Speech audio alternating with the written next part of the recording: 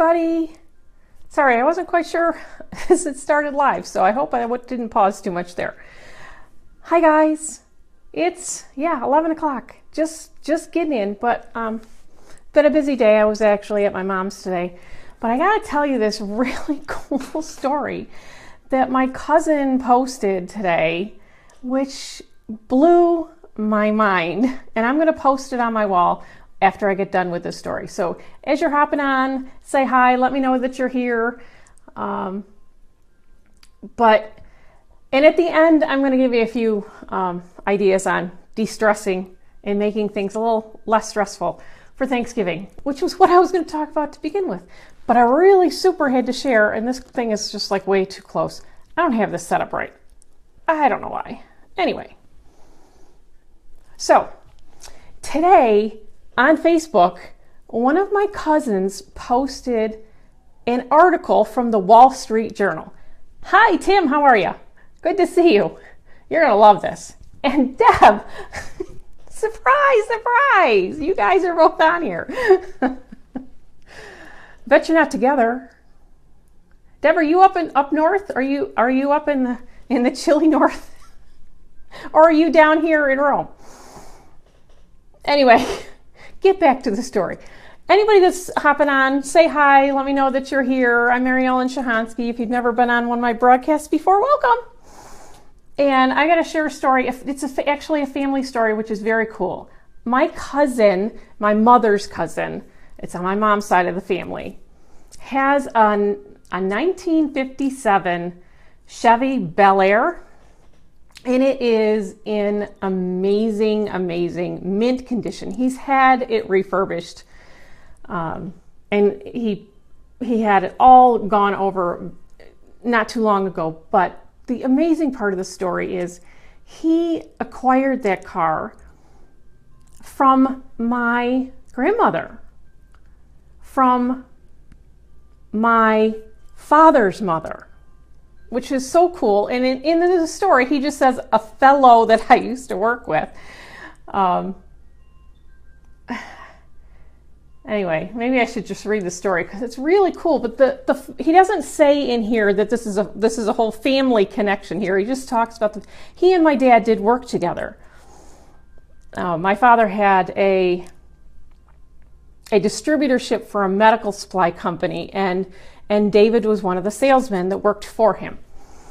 So, but this is so cool because we all thought, and even my mom today, after I read her this article, thought that David acquired the car after my grandmother had died.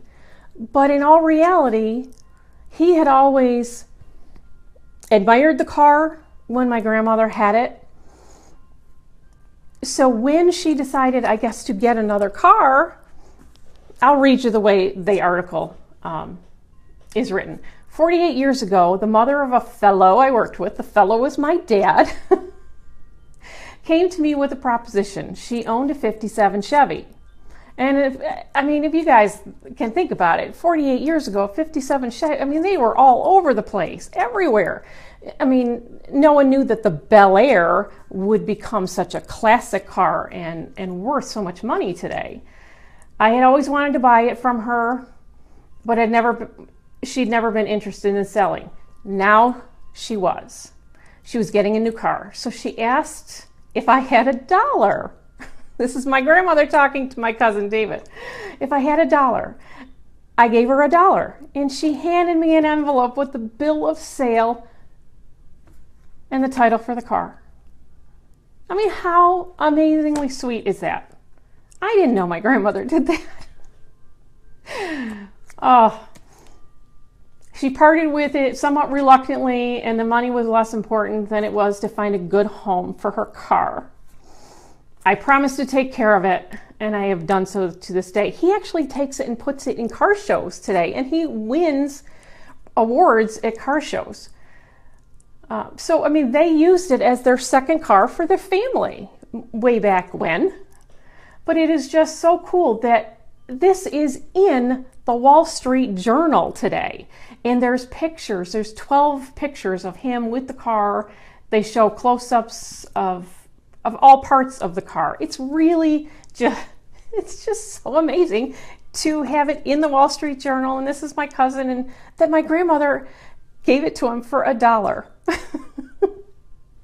She was a sweetheart. She really was. She was your typical, if you can have the image of the grandma, you walk into her home and she was a little hefty. She baked the most amazing cookies. She always had a cookie jar full of cookies when we came to visit. She had the big apron on. She was just a typical grandma. She had the most beautiful flower gardens in her backyard. Yeah, she was amazing. But the fact that they were very drawn to my cousin David, I guess, when he and my dad worked together. David lost his parents in an accident. So according to my mother, my grandparents really, really loved David. So for her to want to give him this car so that their family would have a second car, it's just such a sweet story. My mother didn't even know it, which I thought was amazing. I'm reading the article to my mother and she's going, I never knew that he got it for $1. I thought he got it after she passed away. So see, the stories you just don't know about your family. So yeah, I had a really sweet grandma. And it's kind of a nice time to find out about this story. This week, actually Thanksgiving Day, is my dad's birthday. And he's been gone over 20 years. So yeah, Thanksgiving's gonna be an emotional day. But I cried when I was reading this article to my mom today. All right, anyway, I had to share, and I'm going to post the article so you guys can see this car. It's really kind of cool that his car, which is stored here in Utica, New York, about 30 minutes from me, was in the Wall Street Journal today. Really sweet story. So there are good news stories out there. Amongst all the bad, there's some really pretty cool news stories. Anyway, if you're hopping on late, watch the replay so you can hear the whole story about the 57 Chevy that my cousin has that he got for $1 from my grandma. And now on to Thanksgiving. So I'm trying to help people have a less stressful Thanksgiving holiday. So I'm going to talk about Thanksgiving Day itself, because I've gone to other people's homes on Thanksgiving Day. One of my sisters was one of the ones that is like this, where you go and everything is, the minute you walk in, everything is done, the table is set, there is absolutely nothing to do, you can't help with anything, you just got to hang around and wait for dinner to be served. That's not how I roll. In my house, you come for Thanksgiving dinner, I leave. I mean, I got everything out that needs to go on the table. The dishes are out of the cabinet and the tablecloth is usually on, but I let my family members help set the table, make the food. We all work together. It's about family. Hey, Brenda, how are you? Good to see you on here. Hope you're going to have an awesome Thanksgiving. But anyway, let everybody help. You don't have to do it all. I obviously coordinate it all. I'm on top of it. I'm kind of probably fortunate because I have 2 kitchens in my house and they're in 2 separate parts of the house. So usually before everybody else gets here, my son always comes home. Thank you, God, because he is an amazing cook. He really is. So I just ask him what dishes he wants to make. Either hand him the computer so he can look up the recipe on the computer, or hand him the recipe and he just goes off into one of the kitchens and he's off on his own. I don't have to supervise him. So he's in one kitchen cooking, I'm in the other kitchen cooking. It's fun. But everybody brings dishes as well, but have people help you.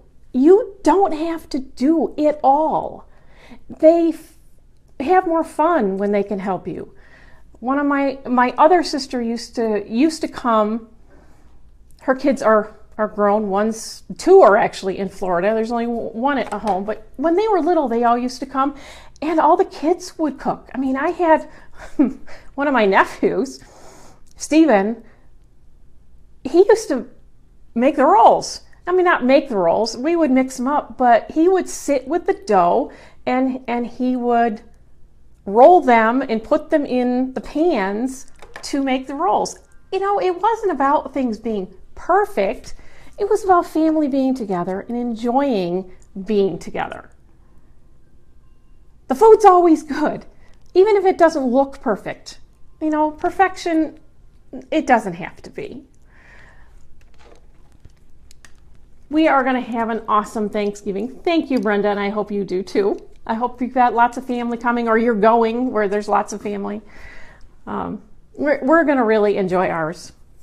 We've got actually some family members coming to Thanksgiving dinner this year that have actually never been here for Thanksgiving dinner because they live in another state, so it's pretty cool. And I have cousins that are having Thanksgiving dinner at my aunt's this year. One of my cousin's sons in from Japan, and my other cousins are coming tomorrow from South Carolina. So we've got a lot of family coming into town. They're not necessarily going to be here for dinner, but hopefully I'll get to see them over the weekend. So it'll be an awesome Thanksgiving. Good night, Tim. Great to see you. Talk soon. All right, that's just what I wanted to share. And I did start a Facebook group last night, and I'll post a link for that too on my wall and in the comments. On my wall and in the comments.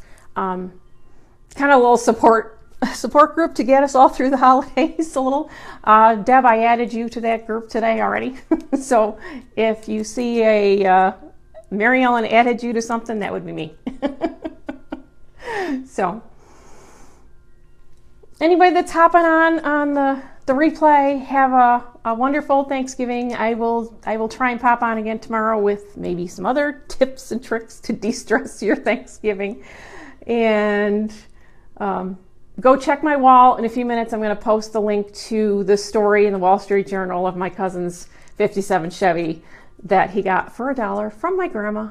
So it's just, it's family time. So I love the fact that I found out a brand new family story today that I didn't know before. Very awesome. So everybody have a great night. I'm going to sign off and go get a little organized because I'm heading out first thing in the morning to go do the final grocery shopping. And I got to go early because my cleaning lady's coming at 9:30 to clean the house. So I got to be back by 9:30. So have an awesome night, everybody. Talk to you soon. Love you. Bye.